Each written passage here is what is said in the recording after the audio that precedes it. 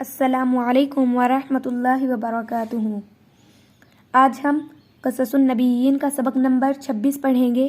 آپ سبق پڑھنے سے پہلے ہمارے چینل کو سبسکرائب، ویڈیو کو لائک اور کمنٹ کر دیجیے۔ سبق شروع کرتے ہیں۔ بسم اللہ الرحمن الرحیم۔ حکمت یوسف علیہ السلام، حکمت یوسف علیہ السلام کی حکمت۔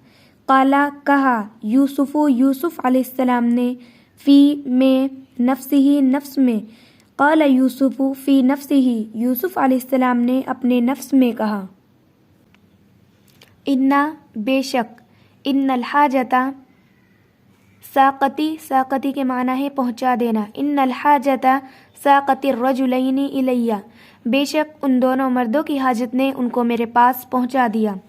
وَإِنَّ، اور بے شک، صاحب الحاجتی، بے شک صاحب حاجت، یلینو نرم، ویخضع اور عاجز ہوتے ہیں، بے شک صاحب حاجت نرم اور عاجز ہوتے ہیں۔ وَإِنَّ صاحب الحاجتی، اور بے شک صاحب حاجت، یطیع فرما بردار، ویسمع اور سننے والے ہوتے ہیں۔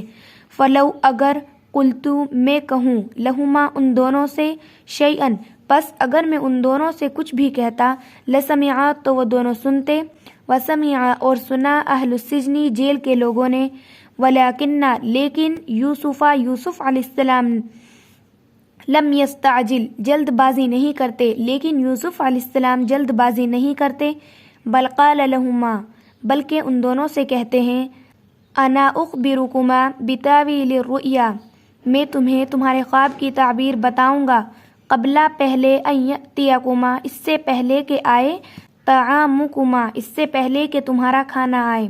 فجلسا پس وہ دونوں بیٹھے، واطمأنا اور مطمئن ہوئے، ثم قالا پھر کہا، لہما ان دونوں سے، یوسف علیہ السلام نے، انا میں، عالم جانتا ہوں، بتاویل الرؤیا میں خواب کی تعبیر جانتا ہوں، یا پھر میں خوابوں کی تعبیروں کا علم رکھتا ہوں، ذالکما جیسا کہ، مما علمنی ربی میرے رب نے، علمنی علم جیسا کہ میرے رب نے مجھے تم دونوں کے بارے میں علم دیا ہے۔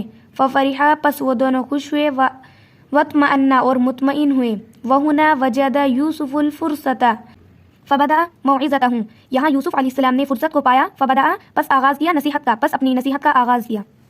آج کے لیے اتنا ہی کافی ہے۔ تب تک کے لیے ہمارے چینل کو سبسکرائب، ویڈیو کو لائک اور کومنٹ ضرور کیجیے۔ اللہ حافظ۔